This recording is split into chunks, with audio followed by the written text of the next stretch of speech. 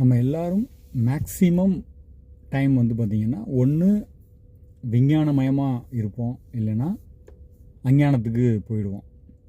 அது நமக்கு புரியணும் அப்படின்னா, விஞ்ஞானமயம் அப்படின்னா நம்ம இப்போ இருக்கிற இந்த உலகம், இப்போ இருக்கிற இந்த ஒரு மாயை அப்படின்னு சொல்கிற இந்த உலகம் இருக்கு இல்லையா, இந்த உலகம் அப்படின்றது பார்த்திங்கன்னா விஞ்ஞானமயமானது. நம்ம இந்த உலகத்தை இப்போ நம்ம பார்க்குறோம். எதனால் பார்க்குறோம் அப்படின்னா, நமக்கு இருக்கிற அந்த அகங்காரம் தான் இப்போ அந்த உலகத்தை முழுக்க முழுக்க பார்க்குது. இது இருக்கிறப்ப நம்ம வந்து முழுக்க முழுக்க விஞ்ஞானமயத்தில் இருப்போம். பகல் பொழுது ஃபுல்லாக இந்த மாதிரியான ஒரு மாய உலகத்தில் விஞ்ஞானமாக இருந்து பழகிட்டு, திரும்ப நைட்டு சாப்பிட்டு நம்ம தூங்க போகிறப்ப தூக்கத்துக்கு முன்னால், அந்த ஆழ்ந்த தூக்கத்துக்கு முன்னால் நமக்கு வந்து பார்த்திங்கன்னா சொப்பனம் அப்படின்ற ஒரு நிலை ஒன்று வரும். இது வந்து ஜாக்கிரம். அப்புறம் வந்து சொப்பனம் அப்படின்ற ஒரு நிலை வரும். சொப்பனம் அப்படின்னு பார்த்திங்கன்னா கனவு நிலை அப்படின்னு சொல்லுவாங்க. அந்த கனவு நிலையிலையும் வந்து பார்த்திங்கன்னா கனவுல நம்ம பார்த்த எல்லாமே அங்கேயும் வரும். அதுவுமே வந்து விஞ்ஞானமயம் அப்படின்றது தான். அங்கேயுமே விஞ்ஞானம் தான் இருக்கும்.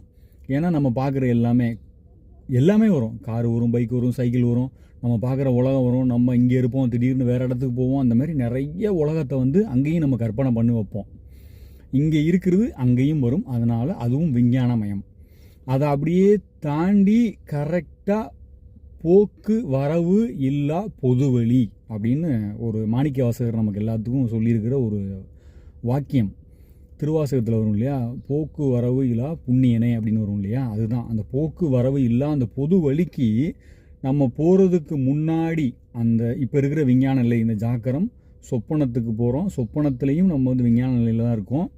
அதுக்கப்புறம் நம்ம என்ன பண்ணுறோன்னா, மெய்ஞான நிலைக்கு போகிறதுக்கு முன்னால் நமக்கு தோஷம் அப்படின்றது என்ன அப்படின்னா, இந்த ஐம்புலன்களின் வழியாக நம்ம இந்த உலகத்தை பார்க்குறோம் இல்லையா, இந்த தோஷம் நம்மக்கிட்ட கனவு நிலை வரைக்கும் இருக்கிறதுனால நம்ம மெய்ஞானத்துக்கு போகாமல், மெய்ஞானம்ன்ற அந்த பொதுவெளிக்கு போகாமல், அதாவது போக்கு வரவு இல்லா பொதுவெளிக்கு போகாமல் நம்ம அஞ்ஞானத்துக்கு போயிடுறோம்.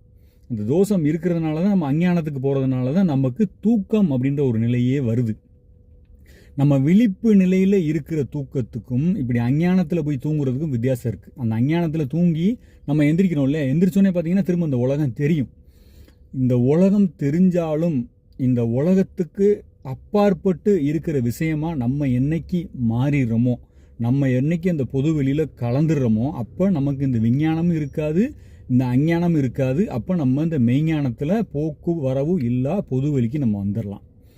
அப்போ நம்ம வந்து வாழ்க்கையில் நம்ம இப்போ பார்க்குற எல்லாமே நமக்கு பொய் அப்படின்றது ஒரு உறுதியை மட்டும் நம்ம பண்ணால்